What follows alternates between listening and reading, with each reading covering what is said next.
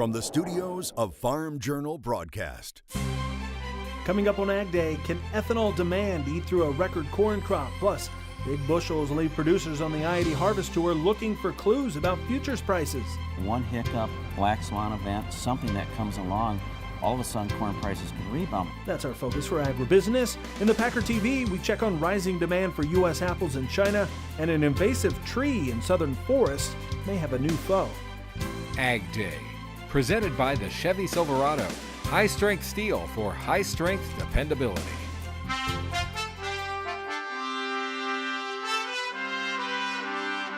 Good morning, I'm Glenn Griffiths. As USDA calls for another record corn and soybean crop, the industry is looking for new opportunities and fresh demand.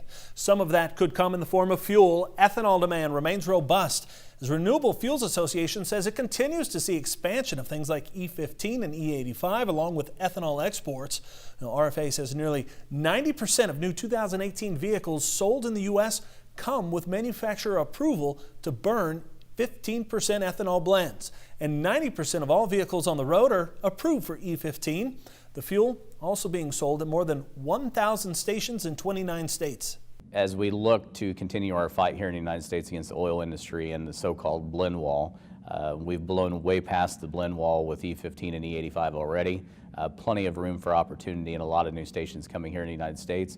But our domestic ethanol industry could make well over 16 billion gallons if they had all cylinders running today. So we need new markets. The RFA is not alone. The U.S. Grains Council also expecting ethanol exports to rise significantly in the coming years as countries like Japan, Korea, China, India, and Mexico add more ethanol to their fuel blends. They say American ethanol is now the cheapest form of octane in the world.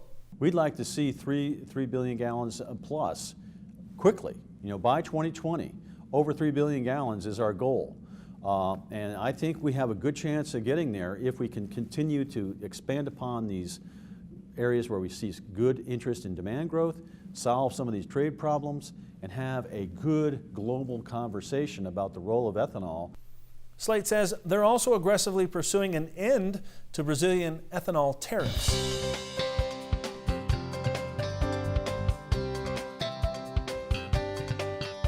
The I-80 Harvest Tour is brought to you by the Enlist Weed Control System. More weed control, less drift and volatility, maximum yield potential. As I said, USDA expects U.S. farmers to see a record national corn yield this year. The agency projecting 175.4 bushels to the acre. That number shocking the industry last week because it was more than 3 bushels an acre higher than USDA's October projection. Now, this USDA map shows where it expects the bigger yields. All of the states in blue showing increases from last month. Now, in the heart of the Corn Belt, only Nebraska showed a decline. Ohio was unchanged. 7 states, all of them outside the heart of the Corn Belt, are expecting record yields this year. We're closing out the I-80 Harvest Tour for another season, and as we do, most of the corn harvest in those 5 states from Ohio to Nebraska are running slightly behind in corn harvest. Soybean cutting is pretty much on the mark. Ohio, 14 points behind. Indiana's 10 points, and Illinois 6 points away from the average. Now, Iowa 7 points off pace, and Nebraska 4 points away. Regardless of harvest, the big question is, where will those bushels be stored? Betsy Gibbon has more. Clay County, Illinois farmer Zach Bailey has planted all of his acres to soybeans the last 2 years. For him, it's an easy decision. The market, right. With low commodity prices, and we can grow decent beans. Now farmers who planted heavy corn this season have some decisions they need to make. USDA is forecasting the U.S. corn crop will produce a record yield of 175.4 bushels per acre, a 3.6 bushel difference from October to November. What this meant was that we have 300 million more bushels of corn than had been anticipated just a few hours earlier. According to the latest World Agricultural Supply and Demand estimates, there is a higher corn production estimate. USDA boosted domestic corn ending stocks for 2017 through 18. USDA also suggested with that much more corn, we're going to have usage that would increase for exports by 75 million bushels and for livestock feeding by 75 million bushels. Now what that means, 300 million more bushels of corn and 150 million more usage means the carryout is going to increase by 150 million bushels according to USDA. Hertz says one of the other hallmarks is that this pushes the carryout up to 2.5 billion bushels on corn. And certainly a number of that magnitude really begins to limit upside rally potential simply because we have so much old crop stock, so much inventory that we're going to carry on into the 2018 crop at the end of the summer of 2018. Holding on to old crop is not anything new for farmers this year. We have not, sadly, have not forward contracted anything, no. I did not do a good job at all. Just kept sitting back and waited and nothing happened, so we're going to fill the bins as full as we can again this year and just kind of see what we can get done with that route. When farmers were afraid to sell these prices in corn just a couple of weeks ago, they said, we're not going to sell the market down there. Well, it certainly looks like down there has become up there as we look at the markets now. Even farmers forward contracting are still hanging on to some grain. We forward contracted quite a bit, and we're just cashing out with anything extra at this point because the word on the street is yields are good all over. That's why Bailey is not planning his rotations for 2018 just yet. Beans are a cash crop this year. They have been the past few years. He's cautious to make the best decision for him and positive cash flow for his farm. Reporting for AgDay, I'm Betsy Gibbon.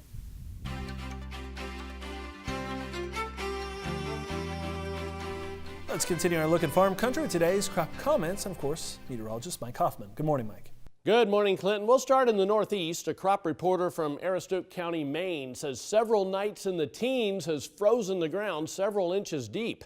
NASS says that solves the volunteer potato problems they have had in the broccoli fields the last few years. In Lancaster County, Pennsylvania, farmers are struggling to finish corn harvest. A NASS crop reporter says corn is beginning to lodge in many fields, which will slow the progress even further.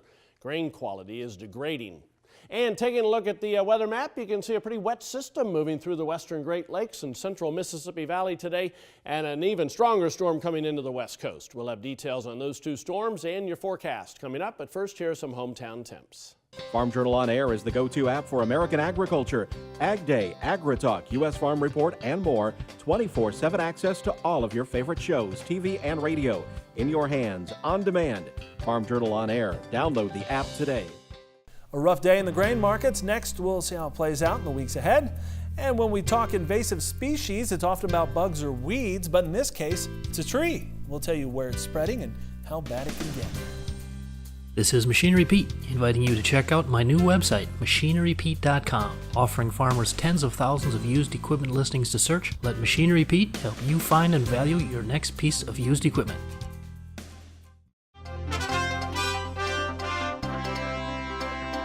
In agribusiness, a lot of red across the board in commodity markets. Let's find out why from our friends on the floor. The live cattle market was sharply lower here on Tuesday. We saw our nearby December futures contract again trade below 120. I believe that contract topped out just above 127 earlier in November. So we've seen a pretty quick collapse here in the cattle market during the first half of the month. The corn market was lower here on Tuesday and posted some fresh life of contract lows. As a matter of fact, we had a USDA report last week, and the government told us that the corn yield here in the United States was a record high. This is something that was not foreseen by a lot of people prior to the report and really was not foreseen at all during the heart of the growing season. So any sort of bottoming action, any sort of harvest low has been put on hold here for the moment as the market attempts to price in a much bigger production number than was anticipated even just a couple of weeks ago. Now, a couple things to keep in mind as we head toward the end of the year.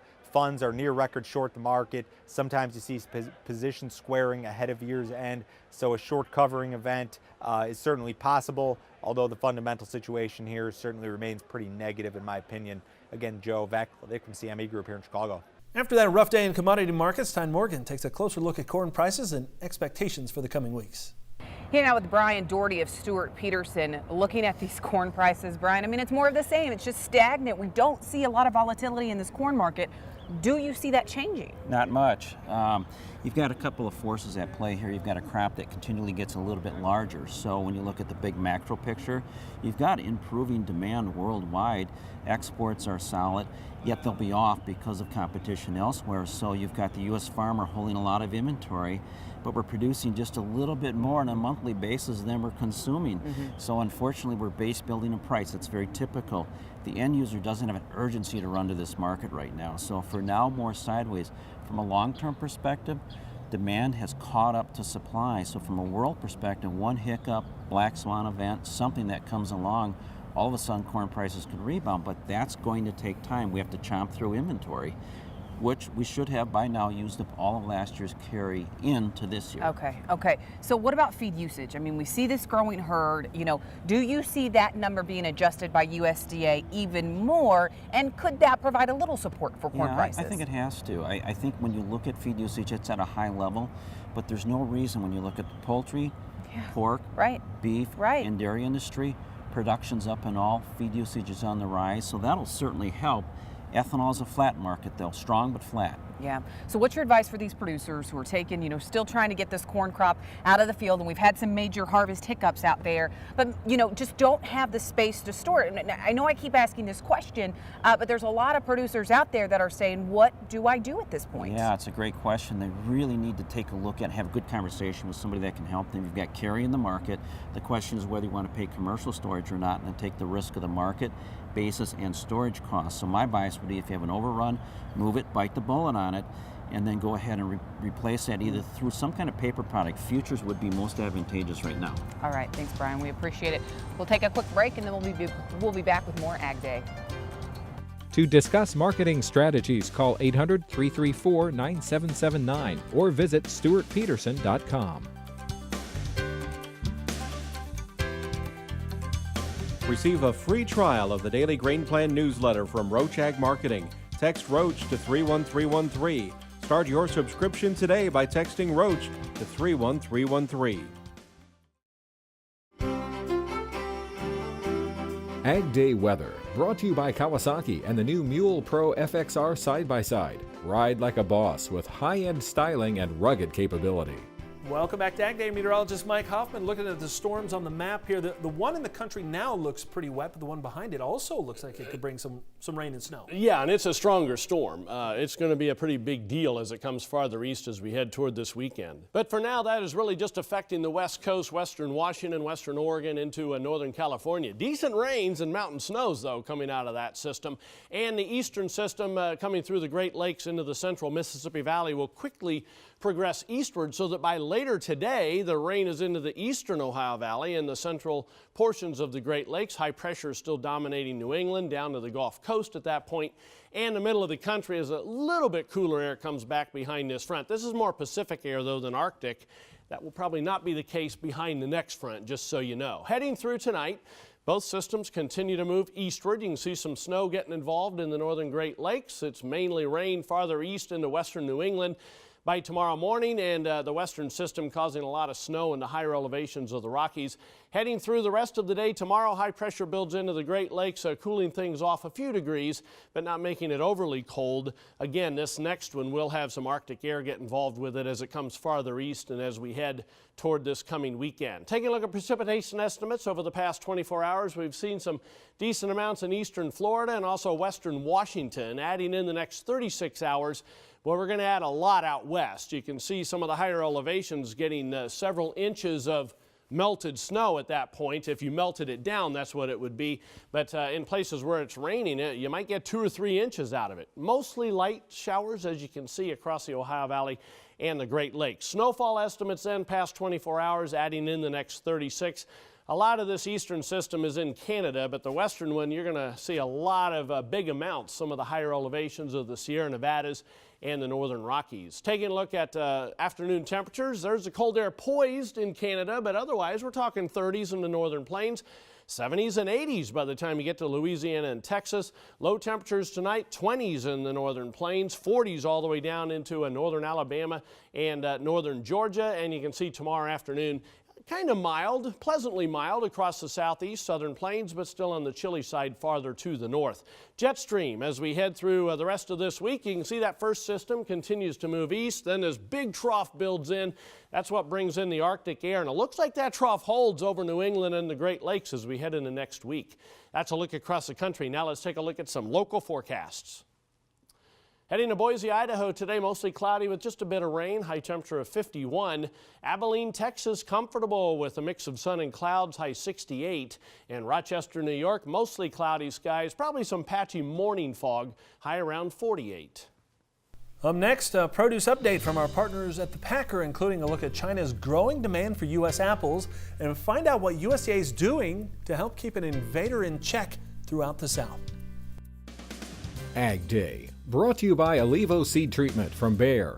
Protect your soybeans from SDS and nematodes this season.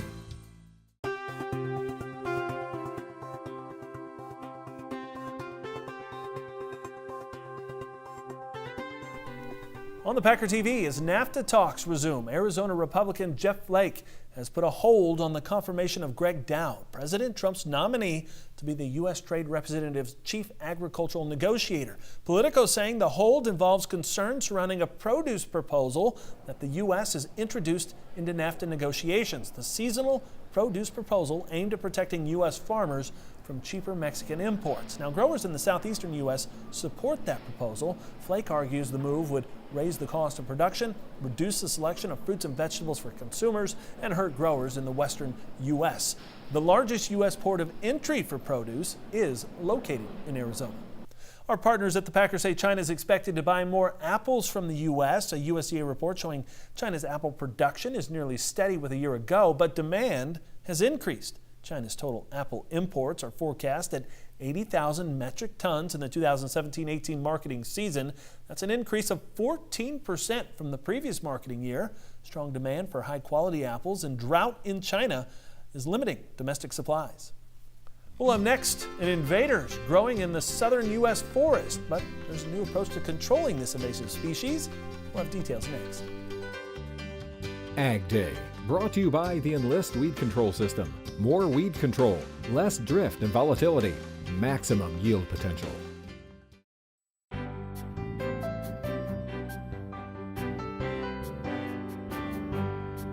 In the country, brought to you by Kubota's M7 series. Learn more about the largest tractor in Kubota history at Kubota.com.